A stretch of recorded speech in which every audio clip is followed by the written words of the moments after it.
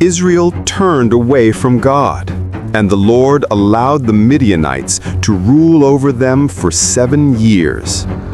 The enemy swept through the land like locusts, stealing every harvest and leaving Israel hiding in caves. In their misery, the people cried out to God for help.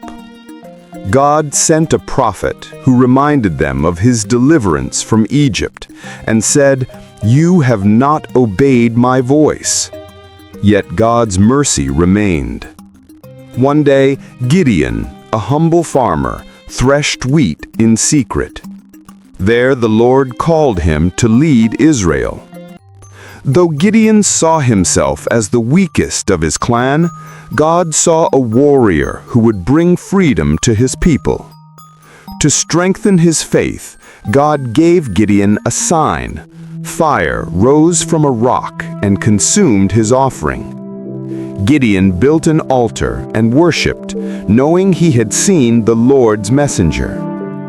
That night, he obeyed God's command to tear down his father's altar to Baal and raise one to the Lord. When the Midianite armies gathered in the valley, the Spirit of the Lord came upon Gideon. He called the tribes of Israel to battle. Still seeking assurance, Gideon laid out a fleece of wool, first wet while the ground was dry, then dry while the ground was wet, so that he would know God was with him. 32,000 men assembled, but God said the army was too large.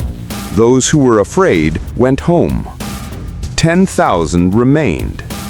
At the river, only those who drank water by lifting it to their mouths were chosen, 300 in all. Through the few, God would show his power. That night, God sent Gideon to the edge of the enemy camp.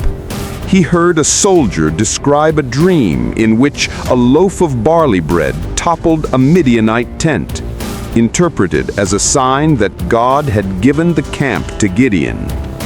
Gideon bowed in worship, his faith renewed.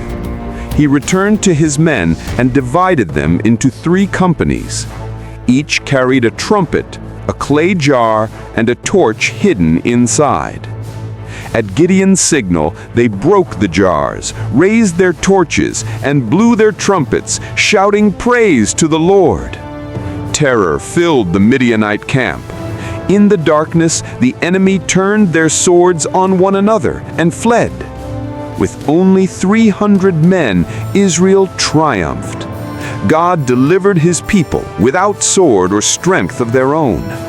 From that victory came peace in Israel for many years. The story of Gideon reminds us that God does not need great numbers to accomplish great things. Faith and obedience are stronger than any army. When life feels overwhelming and the odds are against you, remember Gideon and his 300. The same God who fought for them still fights for those who trust him today. He turns weakness into courage and fear into faith. For the Lord is with you, mighty warrior.